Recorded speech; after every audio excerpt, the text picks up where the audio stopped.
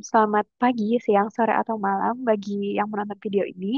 Salam hormat kepada Bapak Agung Dewan Darus sebagai dosen pengampu I3140 Pengembangan Aplikasi Web dan Mobile. Perkenalkan, saya Alode Konita Arova dengan NIM 1822354 dan teman saya. Bijak Sarapta Lohong dengan NIM 182230088. Nah, di sini kami membuat suatu platform bernama Kimiap, yaitu platform pembelajaran kimia interaktif untuk ujian tengah semester PAWM. Next.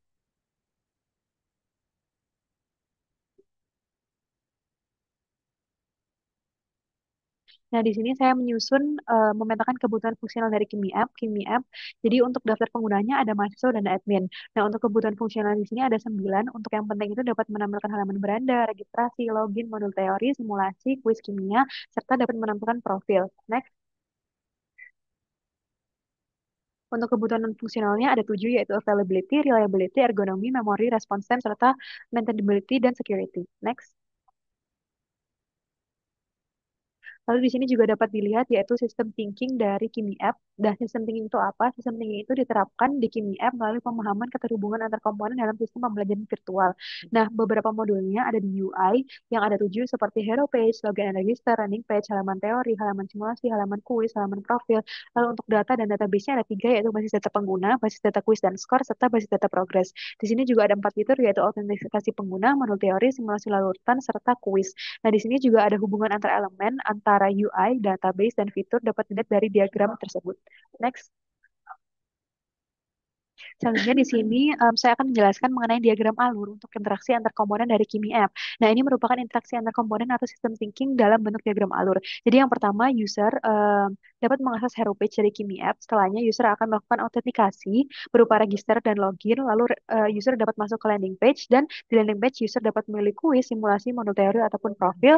Dan di kuis dapat menghasilkan skor akhir dan di landing page terdapat deskripsi umum. Lalu di profil user juga dapat logout. Next.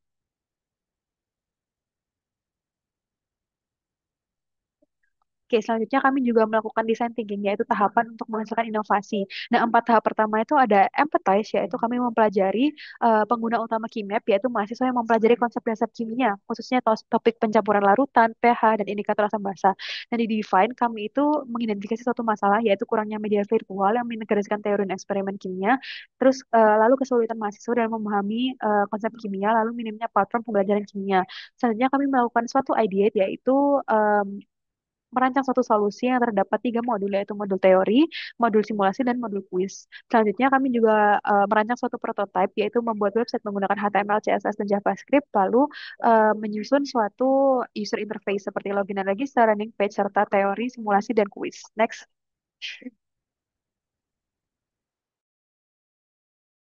Nah, untuk tahap selanjutnya juga ada testing, di mana ini ada prototype yang diuji untuk memastikan bahwa sistem-sistem yang ada di Kimia itu berjalan dengan lancar. Dan untuk alur navigasi layarnya mungkin tidak jauh dari diagram alur yang tadi, di mana pengguna itu dapat mengakses beberapa page di sini dan terdapat pilihan apabila pengguna ingin mengakses page lainnya. Dan page-page ini itu saling terhubung satu sama lain. Next. Oke, untuk design thinking sendiri, kami juga melakukan secondary research serta primary research. Nah, secondary research-nya itu kami mengamati bagaimana mahasiswa, khususnya mahasiswa TPB ITB itu memahami konsep pencampuran larutan di laboratorium melalui media belajar daring yang sudah ada. Lalu kami melakukan primary research, melakukan survei dengan Google Forms ke lebih dari 30 responden, dan melakukan qualitative research, yaitu interview secara one-on-one ke 3 responden. Dari sini, kami membuat suatu platform bernama Kimi App. Next. Nah, di sini kami juga membuat suatu struktur dan bentuk UI dari low fidelity-nya. Nah, di sini tuh ada hero page. Kami membuat low fidelity-nya dalam bentuk abu-abu agar lebih terbayang dan lebih mudah bagaimana cara mengimplementasikan atau menaruh bentuk-bentuk tertentu dalam sistem Kimi App. Nah, di sini ada hero page, register, dan login. Next. Selanjutnya di sini juga ada landing page, modul teori dan simulasi di mana halaman-halaman ini saling terhubung. Next. Lalu di sini juga ada kuis kimia, nomor kuis, dan skor kuis yang dapat muncul apabila pengguna sudah melakukan kuis. Next. Lalu yang terakhir ada profil, di mana pengguna dapat melihat progres mereka dan skor tertinggi mereka. Next. Oke, mungkin saya akan melanjutkan ke high fidelity-nya. Nah, high fidelity-nya itu yang pertama ada halaman hero page, di mana navigasinya ada di tombol register, digabung sekarang, serta login di pojok kanan atas. Next. Lalu ada halaman register, di mana pengguna itu dapat melakukan registrasi. Next. Setelah melakukan registrasi, pengguna juga dapat melakukan login di halaman login. Next. Pengguna juga dapat mengakses halaman landing page ketika pengguna sudah selesai melakukan login. Nah, di sini terdapat navigasi utama yaitu teori simulasi dan kuis di pojok kanan atas dan terdapat pilihan di landing page ini untuk mengakses tiga modul tersebut. Next. Ada juga halaman modul teori di mana untuk navigasinya tetap sama dan di sini pengguna dapat membaca teori dan menyimpan progresnya. Next. Selanjutnya juga ada halaman simulasi di mana pengguna itu dapat mensimulasikan percobaan kimia dari larutan dan indikator dan muncul warna ataupun larutan yang dihasilkan dari eksperimen tersebut selayaknya percobaan di laboratorium. Next. Di sini juga halaman kuis di mana pengguna dapat mengeklik mulai kuis untuk melaksanakan kuis. Next. Nah, di sini pengguna juga dapat mengakses pertanyaan kuis di mana untuk yang dapat disajikan di layar itu dilihat bahwa ada warna merah, berarti pengguna salah dalam menjawab, sedangkan warna hijau itu berarti pengguna benar dalam menjawab. Nah, ketika ada notifikasi di bawah, itu artinya terdapat deskripsi apabila pengguna itu salah. Namun untuk ketika pengguna menjawab dengan benar juga akan terdapat deskripsi yang menjelaskan kenapa jawaban mereka benar. Next. Selanjutnya ada halaman skor kuis di mana pengguna dapat melihat skor kuis yang dihasilkan setelah melakukan kuis-kuis tersebut. Next. Selanjutnya, untuk di halaman profil seperti tadi, pengguna dapat menyimpan progres teori dan navigasi untuk layarnya tetap sama di pojok kanan atas. Next. Oke. Nah, untuk user experience sendiri ada lima, yaitu entry experience, learning experience, interactive experience, evaluation experience, dan reflection experience. Next. Nah, untuk desain dan elemennya, kami telah memastikan bahwa sistemnya responsif. Lalu untuk elemen interaktif, contohnya adalah perubahan warna pada tembung reaksi. Untuk penggunaan warna, kami menggunakan warna ungu kebiruan yang memberikan kesan edukatif. Lalu tipografinya, kami menggunakan font Flash Jakarta Sans yang terkesan clean. Next. Untuk next dilanjut untuk pembuatan UML diagram.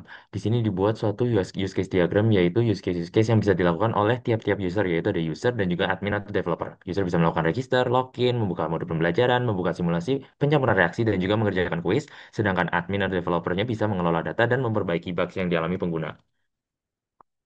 Lalu di sini juga ada suatu activity diagram yang kurang lebih isinya sama dengan diagram alur navigasi yang telah dibuat oleh teman saya.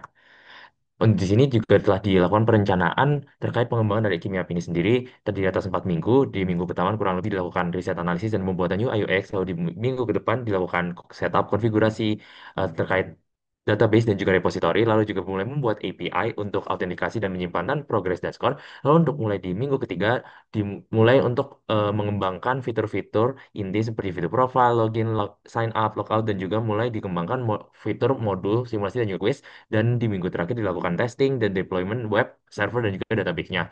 Dan setelah diestimasikan biayanya seharusnya Rp0 karena menggunakan Railway yaitu em, suatu platform yang bisa melakukan deployment secara gratis. Di sini juga ditunjukkan tech stack yang digunakan dalam pengembangan di sini. Di sini front end menggunakan HTML, vanilla JavaScript, dan juga CSS. Untuk back end menggunakan PHP, MySQL, dan Apache. Dan hostingnya menggunakan Railway dan juga Docker. HTML di sini dipilih karena dia merupakan standar pengembangan web universal dengan menggunakan elemen-elemen yang tertera pada layar. Lalu untuk CSS sendiri digunakan karena CSS memungkinkan kita developer untuk membuat suatu antarmuka yang responsif dan menarik tanpa harus merusak struktur dari HTML itu sendiri. Dan untuk vanilla JavaScript dipilih karena vanilla JavaScript merupakan bahasa yang standar untuk web interaktif dan mudah diintegrasikan dengan HTML dan CSS. Lalu untuk sisi backend-nya sendiri menggunakan PHP karena PHP merupakan bahasa pemrograman sisi server yang bisa mengelola logika aplikasi, memproses data pengguna dan juga berinteraksi dengan database MySQL. Lalu untuk database-nya digunakan MySQL karena MySQL memiliki kompatibilitas yang tinggi dengan PHP serta mudah integrasinya pada backend. Dan lalu digunakan Apache untuk em, memproses HTTP request. Dan untuk hostingnya digunakan Railway karena Railway merupakan cloud-based hosting platform yang terintegrasi dengan GitHub dan bisa melakukan deployment database dan juga web server secara gratis, serta digunakan juga Docker sebagai platform kontainer untuk menjalankan aplikasi beserta dependensinya. Nah, untuk flow kerja dari teknologinya sendiri di sisi front end bisa melakukan post atau mengirimkan suatu data ke back end dengan menggunakan API dan juga bisa mendapatkan get atau mendapatkan data dari database melalui back end dengan metode get. Lalu di back end sendiri bisa melakukan update atau insert ke database dan juga melakukan select from atau mengambil data dari database menggunakan PHP. Dan kedua um, sisi ini di-deploy atau dilakukan deploy front end dan juga back end, yaitu database service dan web server service dilakukan deployment di Railway. Dan untuk API endpoint sendiri di sini ada empat, yaitu ada login register API, yaitu suatu API yang menggunakan metode POST untuk mendaftarkan dan mengautentikasi pengguna. Lalu juga ada API Save Score API, yaitu API yang menggunakan metode POST untuk menyimpan skor kuis terbaik dari pengguna. Lalu juga ada Save Progress API dengan metode POST untuk menyimpan progres pengguna dalam pembelajaran modul. Dan juga ada Save Progress API dengan metode GET untuk mengambil progres pengguna dalam pembelajaran modul. Dan Save Progress ini digunakan untuk menampilkan em, progres dari pengguna saat membaca modul yang ada. Dan di sini juga kurang lebih digunakan REST API dengan basis PHP, di mana data dikirim menggunakan HTTP request dan dikembalikan dalam format JSON. Nah, mungkin di sini saya akan lanjut ke simulasi dari webnya sendiri.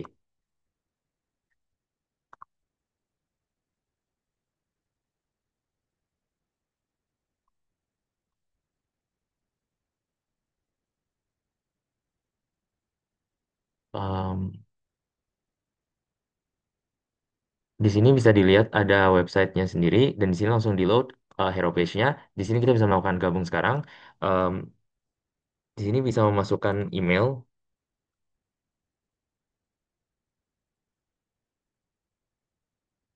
dan apabila dimasukkan username dan password dan diregister akan bisa langsung sini muncul pendaftaran berhasil dan kita bisa langsung memasukkan username dan password yang sesuai dengan apa yang telah didaftarkan. Dan apabila sudah masuk bisa langsung muncul landing page seperti ini. Dan kita bisa mulai masuk ke modul teori. Di sini modul teori apabila salah satu modulnya dibuka akan terupdate progress bar sesuai dengan materi yang telah dibaca. Di sini misalkan ada 75% selesai. Lalu selanjutnya kita bisa melakukan simulasi. Di tab yang simulasi ini kita bisa memilih satu larutan dan juga satu indikator dan akan muncul hasil eksperimennya sesuai dengan warna yang seharusnya muncul yang ada di tabel di bawah ini. Seperti ini. Lalu juga bisa melakukan kuis dan apabila kita mau mulai kuis, em, tadi sudah bisa dilihat skor maksimalnya masih nol kan karena emang baru bikin webnya dan baru bikin akunnya. Dan apabila kita mengisi kuis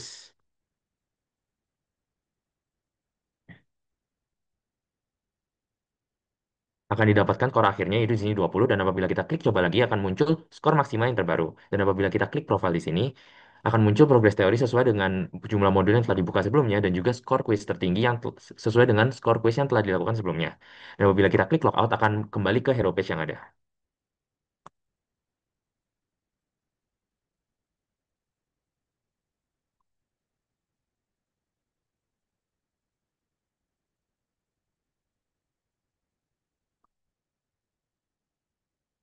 Dan setelah dilakukan simulasi, didapatkan bahwa terdapat dua evaluasi yang bisa di-improve, yaitu yang pertama manajemen sesi pengguna kurang stabil.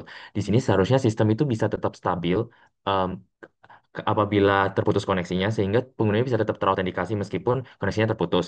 Tapi nyatanya, kondisi saat ini apabila koneksi internetnya terputus, login status itu akan hilang, sehingga pengguna harus login ulang. Nah, dan untuk rekomendasi untuk pengembangan lebih lanjutnya, kita bisa menggunakan session token dan juga local session recovery sehingga status login itu bisa otomatis dipulihkan. Lalu, selanjutnya yang bisa diimprove adalah terkait konten soal. Kebutuhan sistem seharusnya konten soal ini bisa dikelola dan diperbarui melalui basis data dan juga dia pengembangannya fleksibel tanpa harus memodifikasi kode front end. Tapi kondisi saat ini, konten soalnya masih disimpan di file JavaScript secara statis. Nah, untuk rekomendasi pengembangan lebih lanjutnya, kita bisa membuat suatu tabel database baru em, yang berisi soal dan pilihan jawabannya, lalu bisa menggunakan endpoint get question API untuk mengambil soal dari dalam bentuk JSON. Dan kita juga bisa menghapuskan soal-soal yang ada di array lokal dan ditulis secara statis di JavaScript. Dengan Kimia ini kita bisa belajar dari teori ke praktek dan semua bisa dilakukan di Kimia. Sekian dari kami, terima kasih.